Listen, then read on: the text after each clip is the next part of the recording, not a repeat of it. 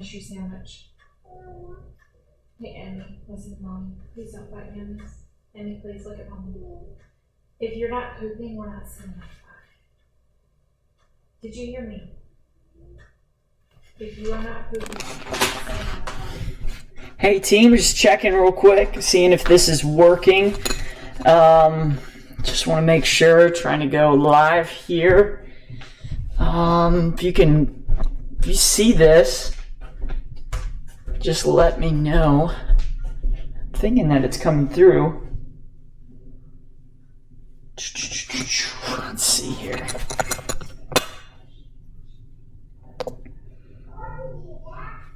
Let's see.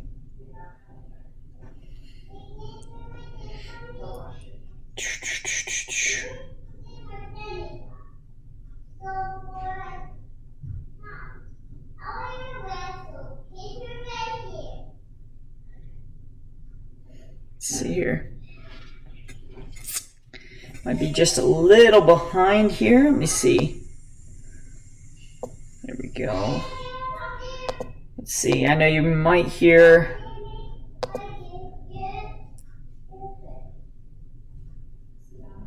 Let's see here. Just checking to see if we can do this. Yes. Did someone come through? Yes. Can y'all hear me? Hey, once y'all find it, could you send the link?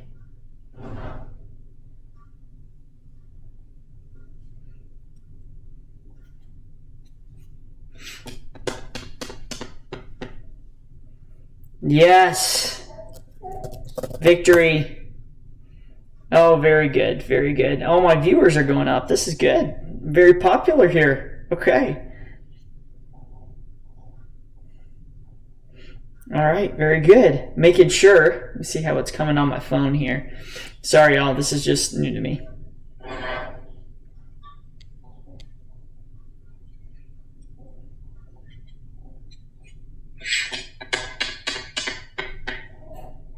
Yep. Yes. Victory. Oh, very good. Very good. Oh, my viewers are going up. This is good. Very popular here. Okay.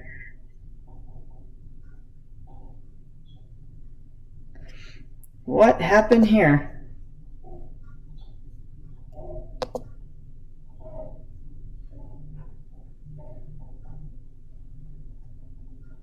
All right. Well, it was there.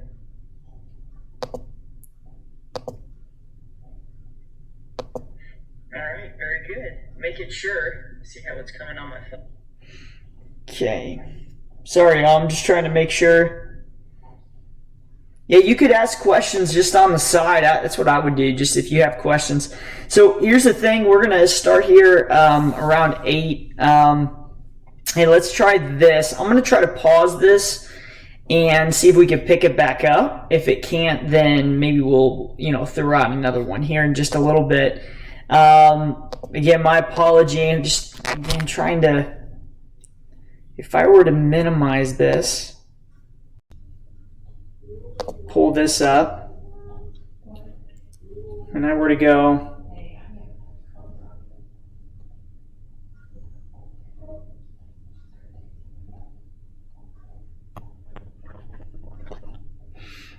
does that show up? Nice. Okay, good stuff. Okay, let's see how that shows up here. Again, I can't hear myself, so if something happens, y'all might have to just text me. I'm going to keep my phone on me, and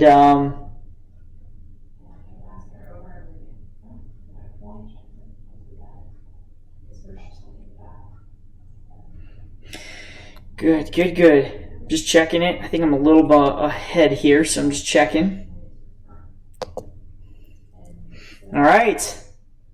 So here we go. We're going to go 8 o'clock here. I'm going to stop this recording and pick it right back up. All right.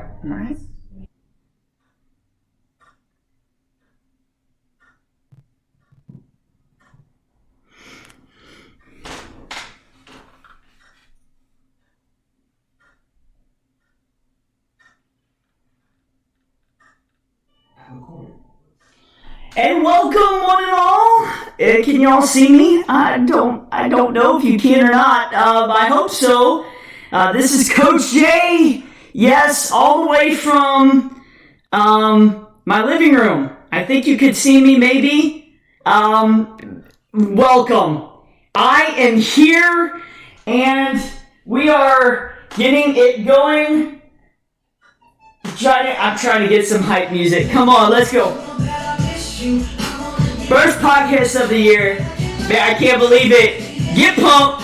Get excited. I know the music is awesome. I know. This is my jam back in high school. So, hey, you know what? Get ready to go. Chapter 1. You got questions. I've got answers. Let's get it going. It's about as good as my fantasy football draft right here.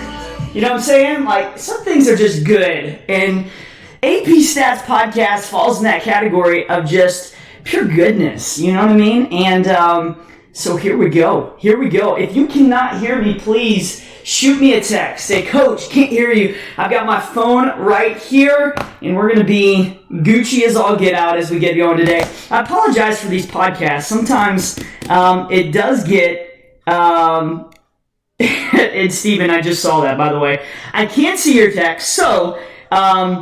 yeah, just know we are good to go. All right, so as we get started, throw out your questions here. Specifically, I would throw them on the group me, though you can put them on there. If you're going to diss me, put them on the live chat.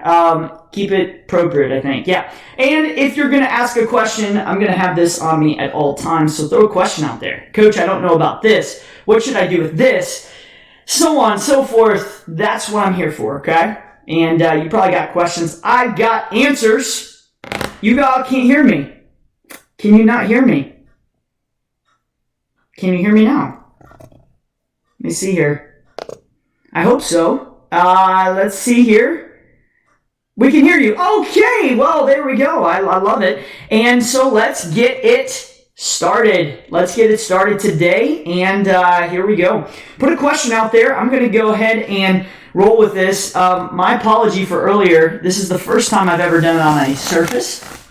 Usually it's been on a Mac, and I've got to say, it's pretty nice once I got the hang of it. So we got a little picture in the picture right here down in the corner. There I am. And also we've got stuff rolling here on this side. So throw out a question. We'll go through it, whether it's content stuff or whether it's a specific question. We want to make sure we roll through this together. All right?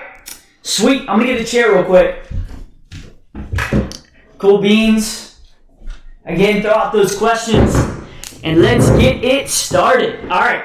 So one of the things that a lot of times people struggle with is just the how to approach an FRQ. So what I wanted to do is just start on the FRQ side and then go into the other stuff later on as well. So let's go ahead. Let's scroll down to your review. And many of you probably already have done this, so that's great. I mean, if you already have, that's awesome. But you'll see that there's 3 different types. One of the ones that a lot of times people may struggle with is this number 3 one. So let's take a look at it here. It says, two-way table below shows the relationship between means. Actually, I think there's a 4th one down here that I definitely want to hit on. But it then says, it's a simple random sample of 250, so that's our N. Discuss the relationship between gender and means of transportation to work for the working adults in this sample.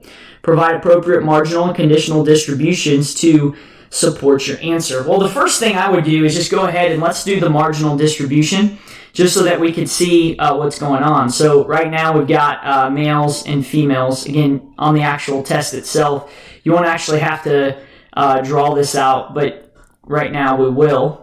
Again, what we're trying to do here is just divide this up as they have it already with 6 and 7. Okay, I'm going to go ahead and get a different color over here. Cool. So once I add this up on either side, I'll add right here 22 added over here, and we get 135. Okay, got that. 85, 23, and 7. I think that's 115, which should total a total of 250 here. Okay, so that's the total. Down here below 113 and 85, we could just go ahead into 198. 16 and 23 would be 39 and 13, which again should total 250. Now, the reason why I bring this up many times is we want to do the totals first. But when it says discuss the relationship over here, the one thing you've got to remember is we're not talking about socks. The reason why we're not talking about socks here is because it is categorical instead of talking about quantitative. So this would be more of a quantitative measurement over here. And this would be more of a categorical when we talk about a two-way table. That's an important question, whether it's multiple choice or just strictly FRQ. So then we go ahead and then say, all right, so discuss the relationship between gender and means of transportation. Provide appropriate marginal conditional distribution to support your answer. You may choose whatever methods you want to present those distributions. For me, if I'm trying to find the relationship between gender and transportations, we're trying to see, does the fact that someone's male or female change the fact that they would drive alone, carpool, or take public transportation. So what we're going to do, let's just go ahead and go through for the male side. Let's do a conditional distribution here, okay? Which just strictly says that out of this 135 right here, sorry, not taken. See if that will go. I don't know why I stopped. There we are. Out of that 135, what percentage of males took driving alone, carpool, and public transportation? So I'm just going to take out my calculator, and I would actually show this on the test. I'm kind of running out of room here, but I would actually do 113 out of 135. And by the way, while I'm doing this, if you have a question, keep going, and then I'll come to it, and I'll just kind of go in the order that it comes up. So 113, so right here, this would be 0.84, okay? 16 divided by 135, again, conditional, focused on the male side, would be 0.19. And 6 divided by 135 would be 0.04, okay? Now, if it doesn't add up to 100%, that's okay. We just simply rounded, so sometimes it can be just a hair off. And now we're going to do the female side. So this would be males. Let's see what the females would be. So 85 divided by 115 would be 74. 23 divided by 115 would be 0.2. And public transportation would be 7 divided by 115, which would simply be 0.06. Okay, so as we do this, you can see that we've got the conditional distribution.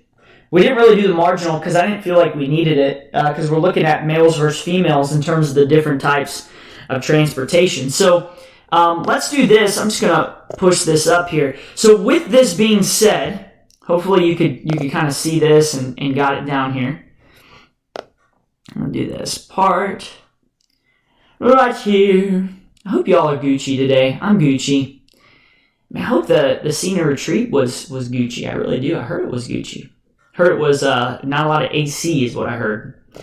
All right, so let's go to this next one. All right, let's go to, all right, here we go. So now since this is a categorical measurement, let's go ahead and do a bar graph. So where we measure, let's go males versus females.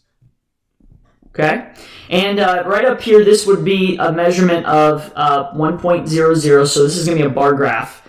And we know that each bar graph is going to go to 100%. The question is what measurements make up the three different types, driving alone, and what was the second one? Second one was carpool, right?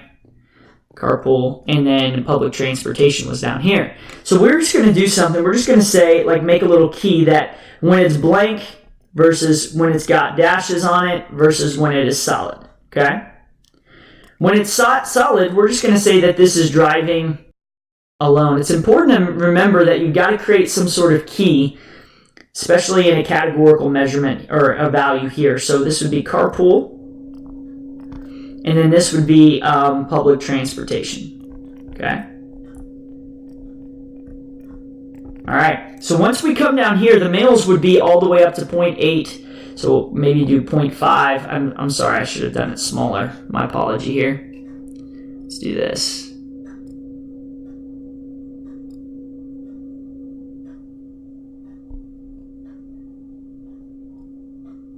Sorry about that. Let me see if I can go. Whoop. Let me see. Sorry about that, y'all.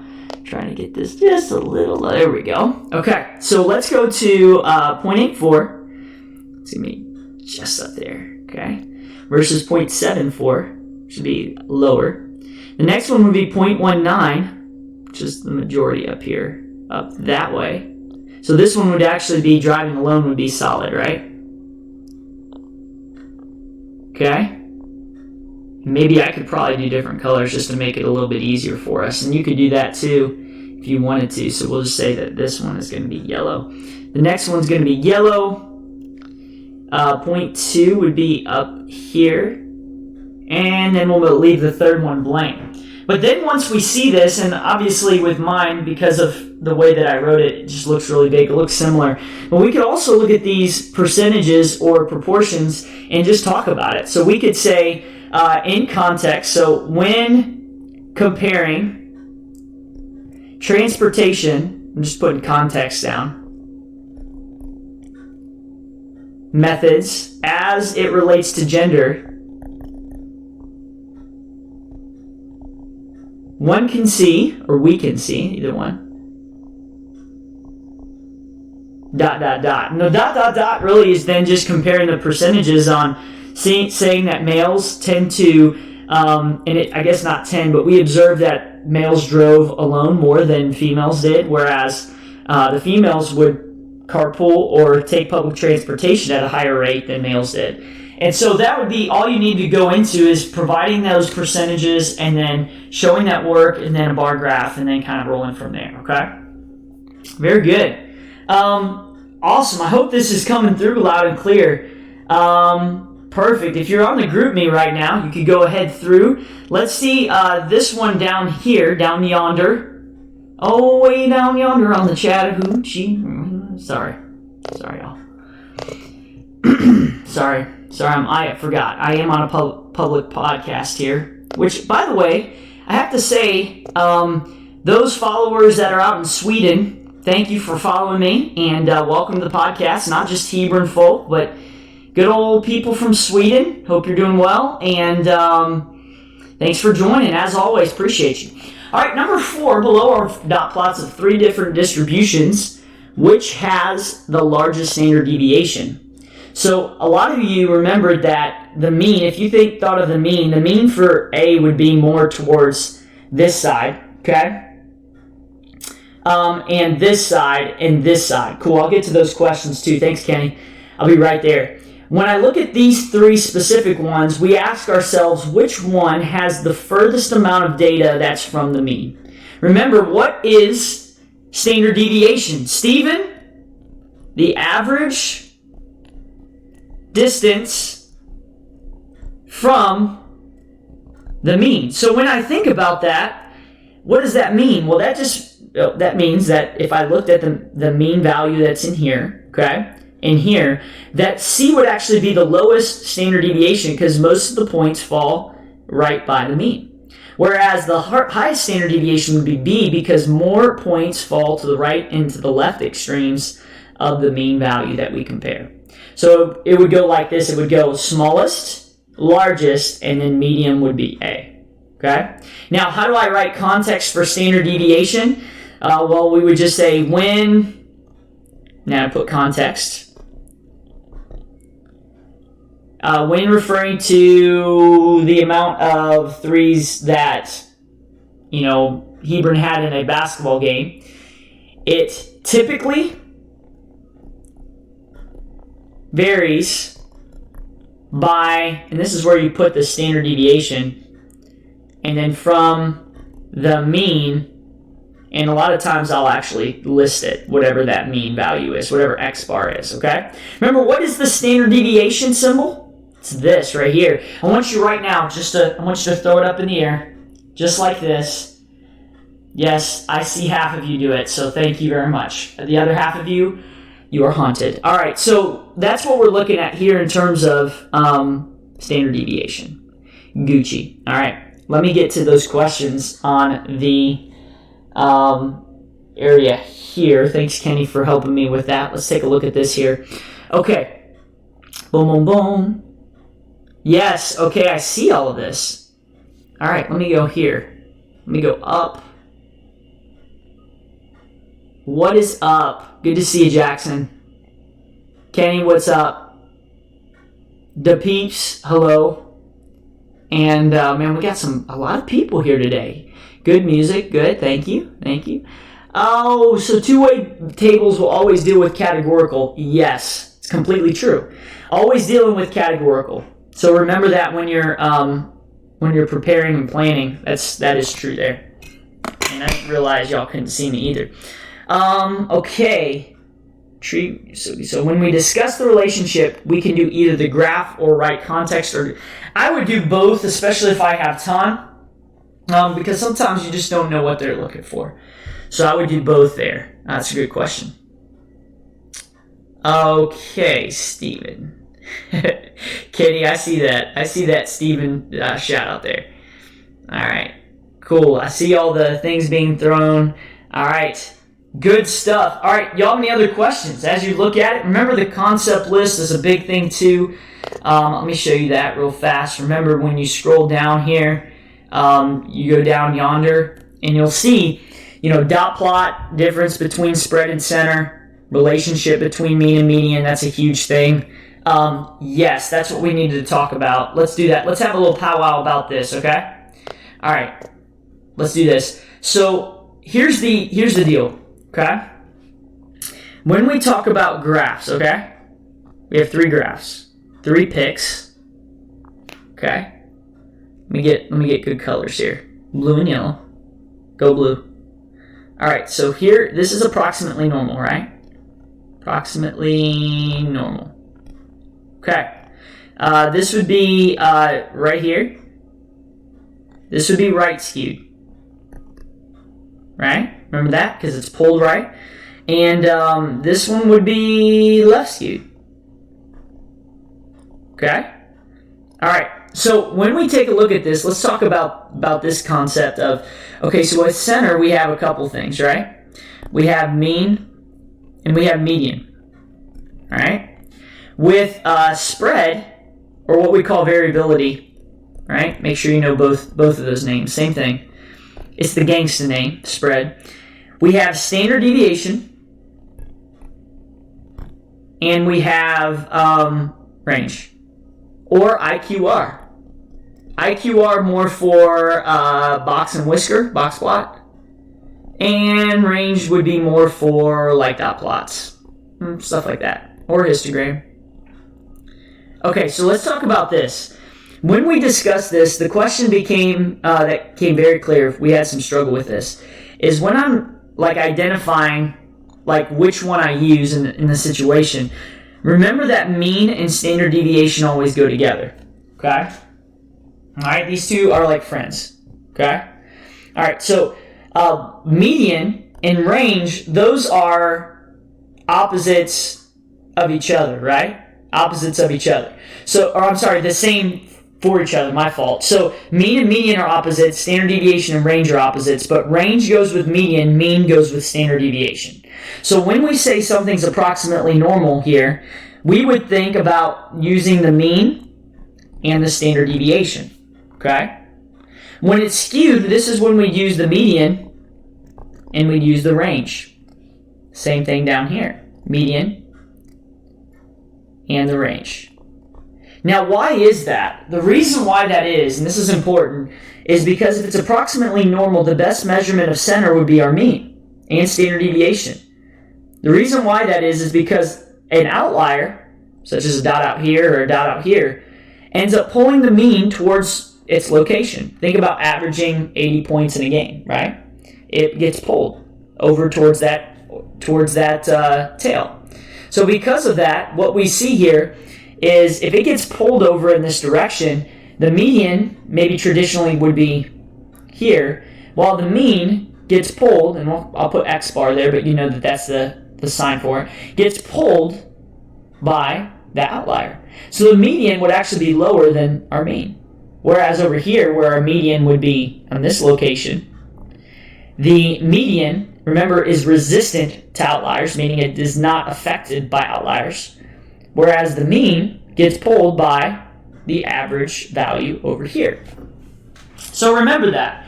Skew, we use median and range, whereas in an approximately normal curve, we end up using the mean and standard deviation. Cool? I hope that helped. If y'all have questions, come on, throw them out there. Perfect. Let's see what else y'all got. Kind of flipping back and forth. I hope this is helpful. First time doing it like this, though. Kind of cool there. Alrighty. Yeah, Kenny, great question. What I would say about standard deviation is, for right now, use n-1. The n and n-1 all has to do with whether it is from a population or whether it is from a sample. We're just going to say that it's from a sample. So, it's a good thought. Good question there. Cool. All right, throw other questions out there. Let's see, what else we got?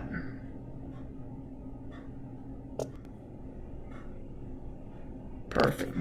Hope this is still coming through, y'all.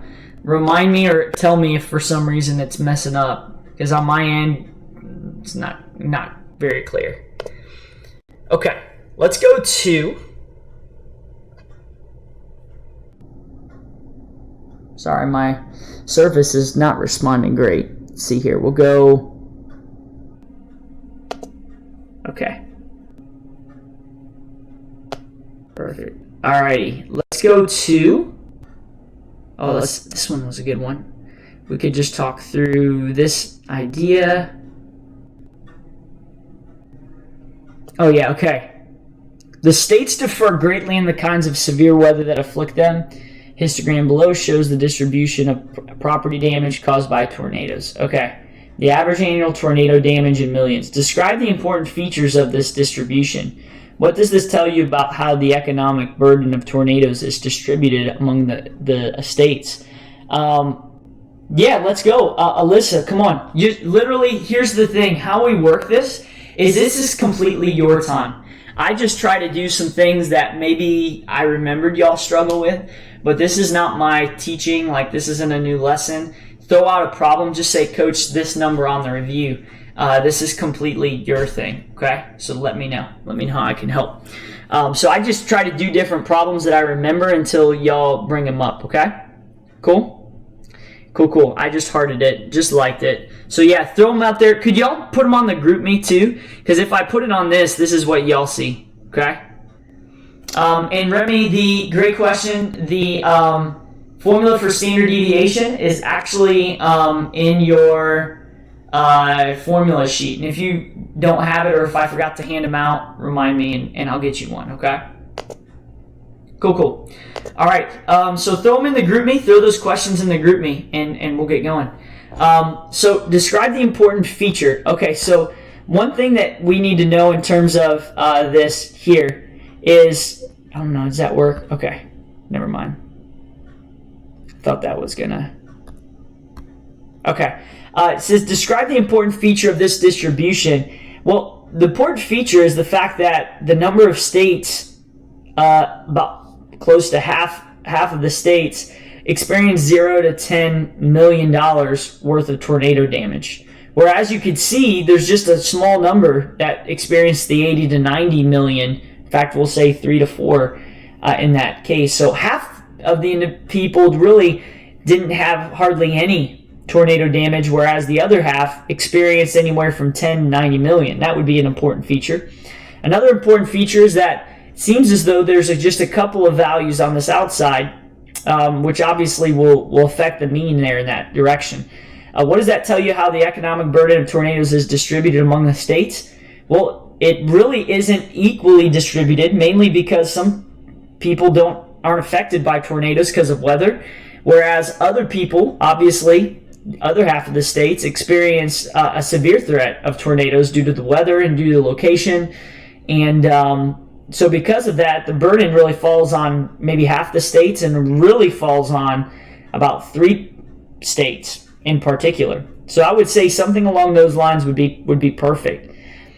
This one was the one I was intrigued by. Give the 5-number summary and explain why you can see from these 5 numbers that the distribution is strongly skewed to the right. Well, 5-number summary would be the mean, right here, the minimum, the median, Q1, Q3. Oh, I'm sorry, I said mean. I didn't mean mean. I mean median. So minimum, Q1, median, Q3, maximum. It's actually all right here. So as we see this, we see that the median is 12.66, where the maximum is 88.60. So if I was actually to draw this, this would be on a scale, right? Make sure I put a label here, right? So we would say money in millions. Sorry, it's slow right now.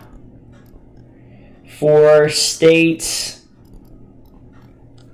Sorry, y'all. I don't know what's going on. My apology.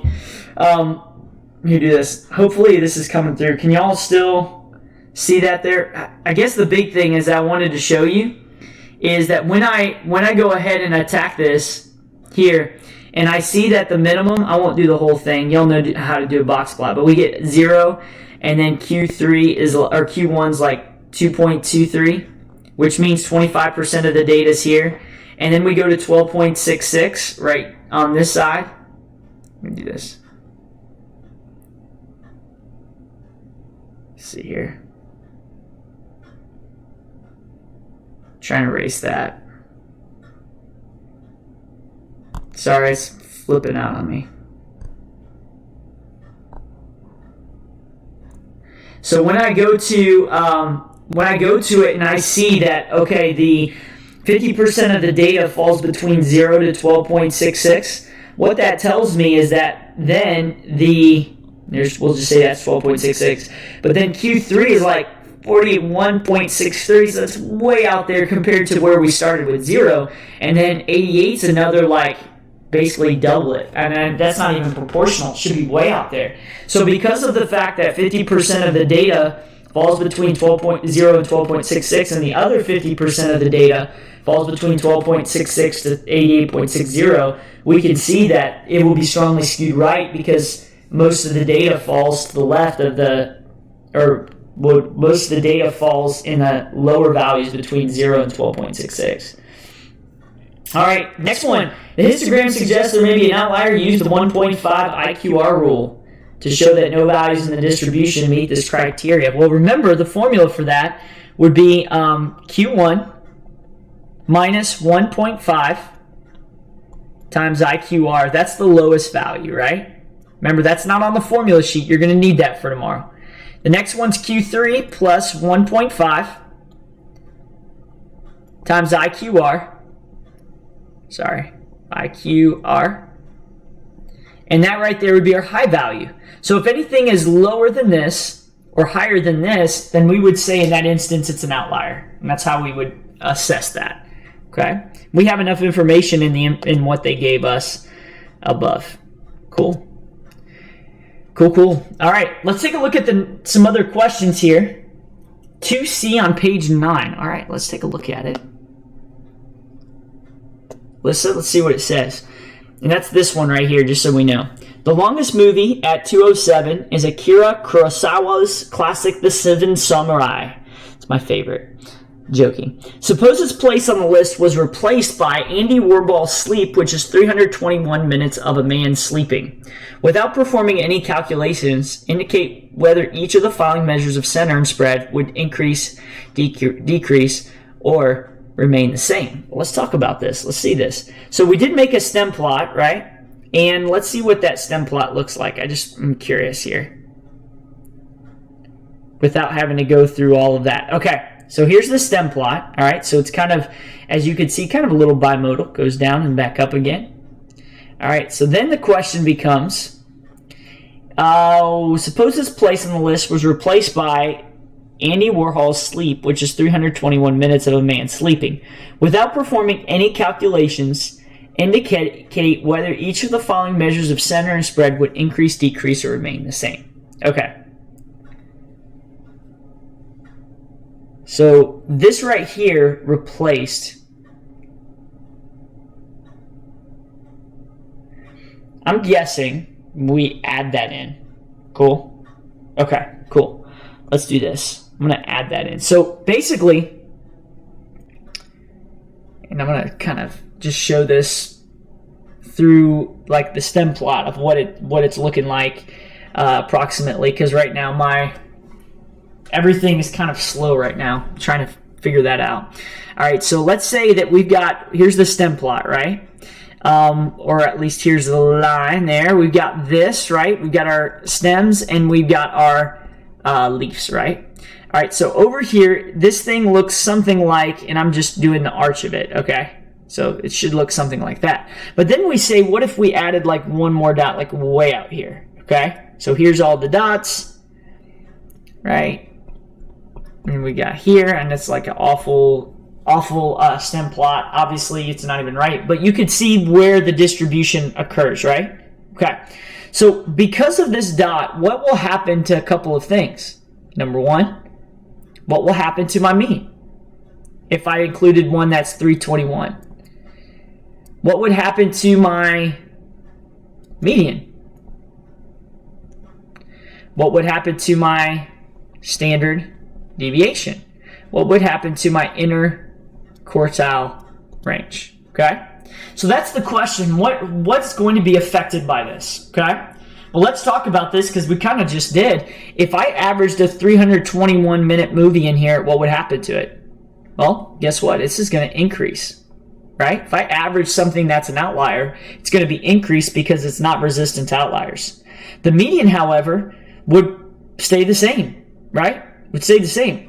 The reason why it would stay the same is because we're just finding the middle value, right? Whatever the middle value is. So whether it's 321 or whether it's 207, it really doesn't matter much. Just like with mean, standard deviation will also be impacted, and the more dots that we have out here, or if we put a dot out here, the standard deviation will increase. Now, if I put a standard deviation or a dot over the mean, my standard deviation would actually decrease, okay? And then IQR and median, same thing with IQR and range. Because of the fact that it would just be Q3 minus Q1, it would not be affected and therefore would actually stay the same, okay? All right, good. I hope that made some sort of sense there, Alyssa. On that, that's a really good question on 2C. Very good. Okay, next question. Let's see here. Good stuff. Let's see what else we got. What is impacted by outliers? Yeah, we kind of just did that, I think, right? So mean and standard deviation would be impacted by outliers. Okay? Great question. Great question, Savage. Savage coming in. Very nice. Okay. Cool, cool. Any other questions y'all have? Keep looking here. Sorry I came in late. I was tucking my daughter into bed, and sometimes it just goes a little longer there. No problem, Melissa. No problemo. Y'all like this? Y'all like doing these study sessions? My YouTube channel for all the Sweden followers to follow you. Just, permission. A lot of times I just throw out a little shout out, or I don't even know. Yeah. I am tucking in the team. We're having tuck-in time right now. Yes. As you go to bed, think of stats. Fall to sleep with just like this, with your head on the pillow. All right. Very good. Very good. If y'all don't have any, I've got one more. On page 2, how come the answer is not D? What number is that there, Kenny? KD? Oh, I'm going to start calling you that. KD? KD in the house? All right. Savage, come on, Savage. All right, the peeps.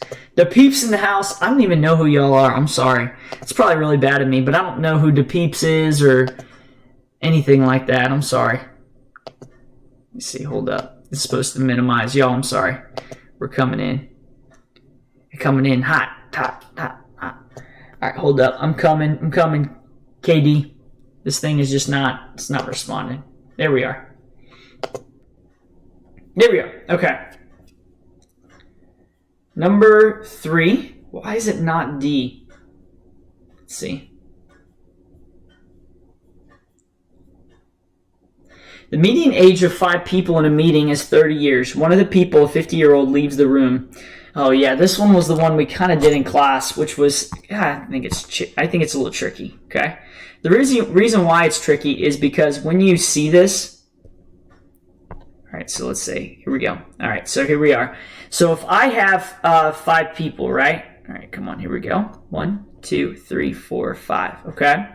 The median age of 5 people, median meaning middle, would be 30, okay? Now the question is one of the people, a 50-year-old, leaves the room.